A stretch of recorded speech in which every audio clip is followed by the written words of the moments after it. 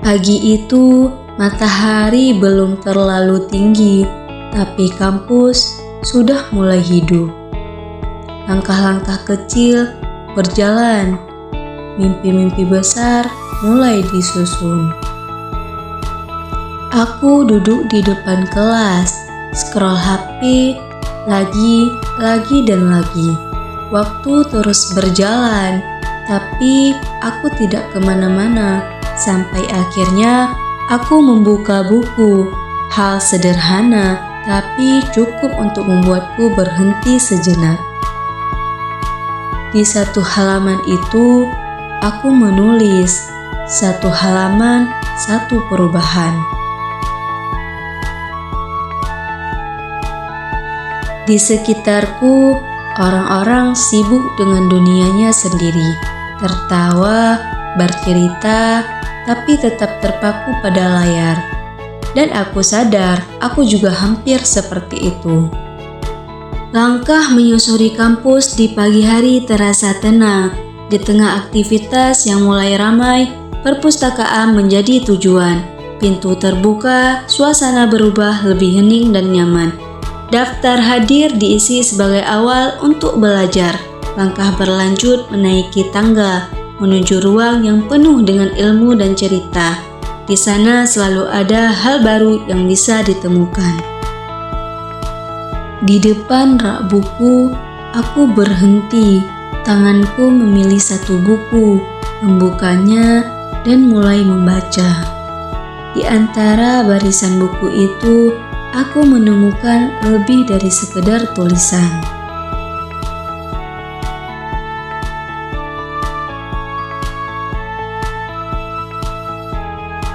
Perpustakaan hari itu tidak sepi.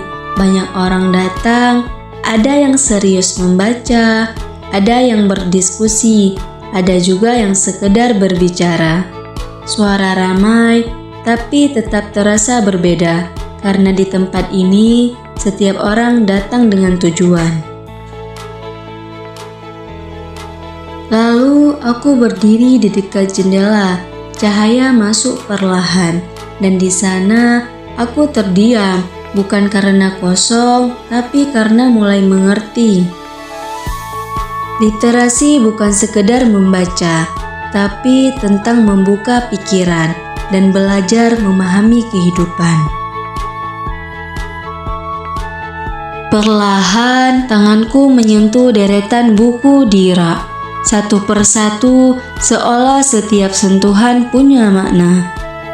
Bukan sekedar buku, tapi kumpulan cerita, pengetahuan, dan perjalanan hidup orang lain.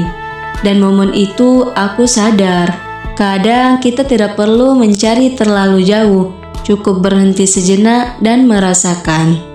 Di sekitarku, orang-orang datang dan pergi. Kulihat seorang kawan mengambil 2 buku dari rak, lalu melangkah keluar dari ruang baca. Sederhana, tapi langkah itu aku tahu. Dia tidak pergi dengan tangan kosong. Dia membawa sesuatu yang mungkin akan merubah cara berpikirnya. Aku keluar dari perpustakaan. Langkahku berlanjut menuruni tangga.